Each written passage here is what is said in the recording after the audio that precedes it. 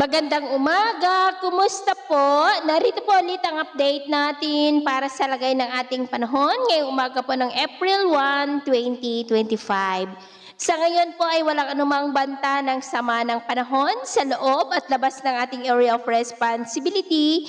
Easterlies pa rin o maiinit na hangin na mula sa Pacific Ocean, ang dominanteng hangin na umiihip ngayon dito sa ating bansa lalo na sa silangang bahagi, habang may mahinang daloy ng hanging amihan o yung tinatawag natin na northeasterly surface wind flow na dumadaloy po hanggang dito sa northern part ng Northern Luzon. At sa ating long range forecast, wala pa naman pong bagyo na namamataan na tatawid sa ating kalupaan for the next 2 weeks, pero hindi pa rin inaalis ang posibilidad na may mabuong sama ng panahon sa silangan ng ating bansa sa susunod na mga araw, at ang development po ng mga yan ang ating babantayan. At sa lagay ng ating panahon, ngayong madaling araw ay maayos ang panahon sa malaking bahagi ng ating bansa, pero may chance pa rin ng mga isolated rains dito sa ilang bahagi ng Cagayan, Apayao, Ilocos Norte, dulot yan ng northeasterly surface wind flow, at may isolated rains rin sa ilang bahagi ng La Union, Benguet, Pangasinan at Zambales.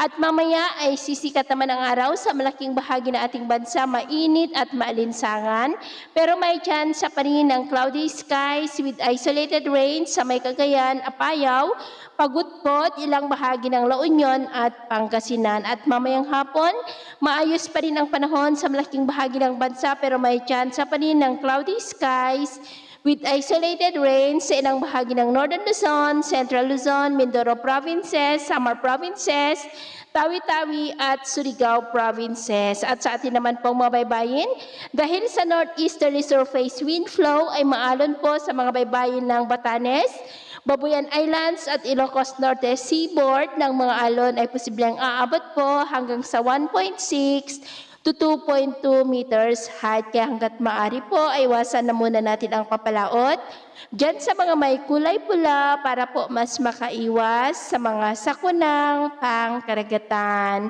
So ito lang latest update natin sa araw na ito. At ako pumili si James na nagsasabing sa kahit na ng pagsubok po na darating sa ating buhay, huwag po tayong mawawalan ng pag-asa. Thank you and God bless.